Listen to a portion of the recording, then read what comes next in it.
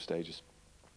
And we got a figure on the Sunday night, and for around approximately £300 to fly out to Rome for the weekend.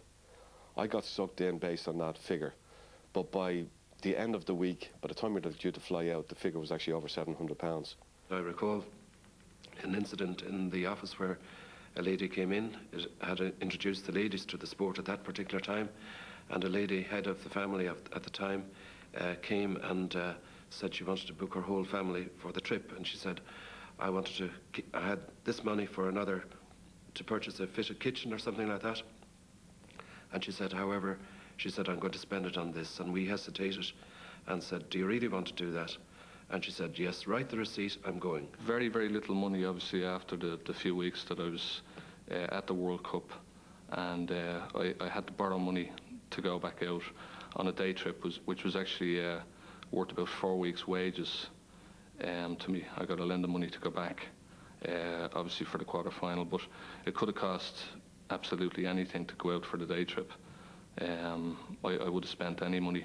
This time around, what we did was we tried to locate the hotel where the Irish team was, to try and find a contact in the FA or somebody to get down on our knees and plead with the fact that we'd been on the road for 3 weeks, we had been at the other 4 games, we had the stubs, we needed tickets.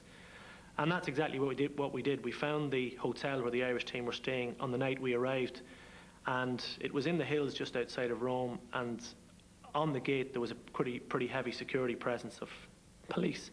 And we drove up in the van, and we were trying to make sure that this was the hotel where the Irish team were staying. So one of the guys produced a little bit of paper or something with the FAI badge on it, wanting to know if this was the hotel where the team were staying.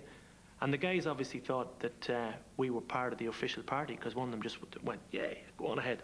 So we drove into the hotel, got out of the van, went into the lobby of the hotel, and Fran Fields was sitting in the lobby, and he just looked up, and there was these 4 guys coming in, not looking very clean or tidy, dressed in Irish shorts, and he just looked up and he went, how the hell did you guys get in here? I seen this Italian one day, you know, he had 2 tickets.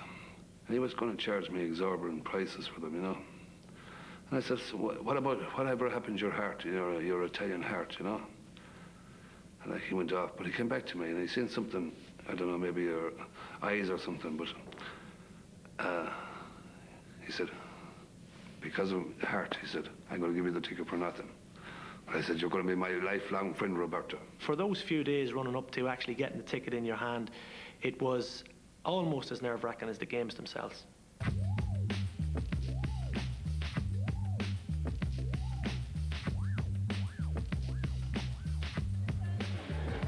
Dublin Airport early this morning as fans scrambled to get away on the last flights to Rome and hopefully football glory.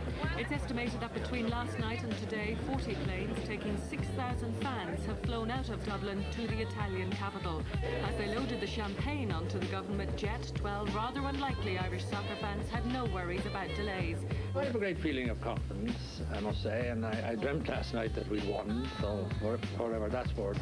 I've come from Italy by motorbike, and the score's going to be 5-4 to Ireland, and in penalties, and we're going to win. They are 1 semi-final ticket, because Ireland are going to knock Italy out tomorrow night. We bought our semi-final tickets already.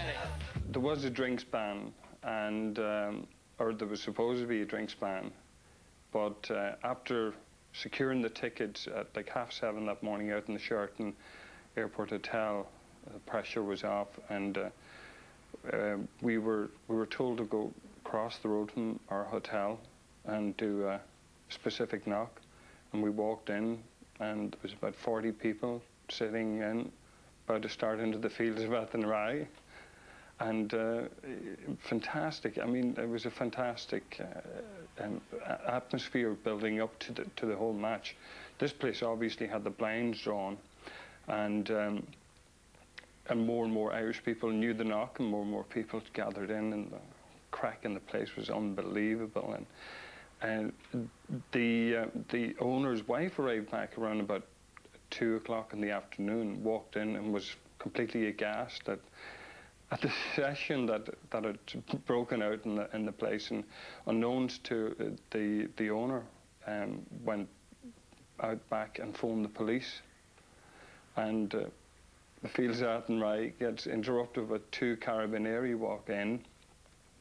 But everybody just gathered round the policemen and offered them a drink, and they surprisingly accepted 2 Camparis and talked to us. We were taking photographs along with them and talked to us, and these 2 policemen were actually huge fans of Irish music, and all they wanted to talk about was U2 and the Cranberries and Anya and Clannad, and they had a drink along with us, and great fun. And then they told us, they apologised to us, they told us that they'd have to throw us out, but they made an arrangement to meet up after the match. Staunton, Kevin Sheedy to Aldridge. Aldridge shows well off his marker with those sort of passes. Giannini to Baggio. Townsend got in a challenge. Baggio to Schilacci. Giannini looks for Donadoni. Good parry. Schilacci. Schilacci has scored again.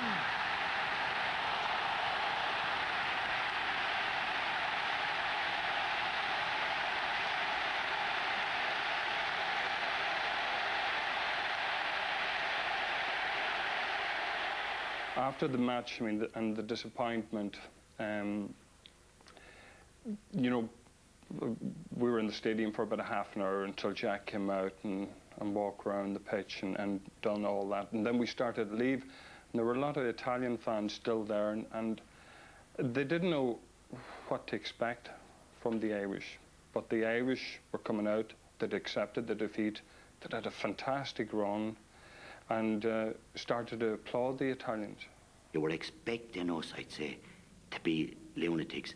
And I could see Italians putting their arms around us, swapping scarves, swapping shirts. I have things at home. Because the Irish supporters, whether in winning or defeat, I can honestly say this, and FIFA would say it, and Pele said it in the last World Cup. He said, they'll be at a loss, he says, because the Irish fans are not here. They were fantastic, and I'd have to compliment them. From a point of view, even from a policeman talking, that they were fantastic. I never saw them causing any trouble. And they were at their worst. They weren't fellas that were loaded with cash or that they were expecting this to happen. But no, even when they were at their worst, they kept the flag flying. That was, I mean, Italy was the highlight for everyone I've spoken to since that. I would redo it again. I'd spend every penny. I mean, I could have had 3 houses, but I would do it again and spend every penny on the football. It's well worth it. The 2 policemen arrived back outside our hotel that night. Absolutely amazing. They had a car, and in the boot of the car they had wine and beer and glasses and ice, and they hooked up a stereo, and we stood on the street, about 40 of us. I mean, it was a quiet side street, and we had an amazing sort of al fresco drinks party. I love football. Football is my religion, and basically, I think it's a great way of seeing the world as well. I've threatened for years to give up, because it is an expensive hobby. I've threatened for years to give up, but I just can't. I still get a massive buzz out of a little small country going to places that are obviously big soccer nations, going and playing in big stadia, you know, like going to Amsterdam a couple of weeks ago and drawing with the Dutch. Fabulous, great buzz.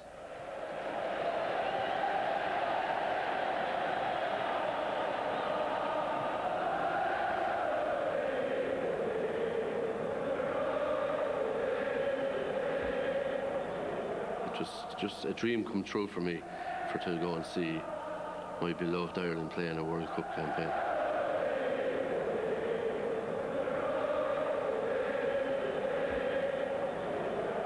It will live on in my memory for the rest of my life.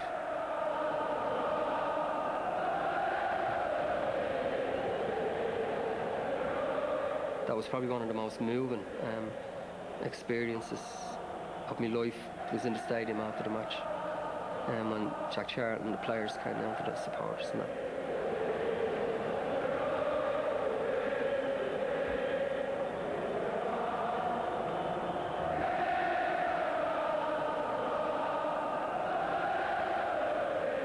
It'll live with me forever. The trip out there, I remember every minute of that trip there.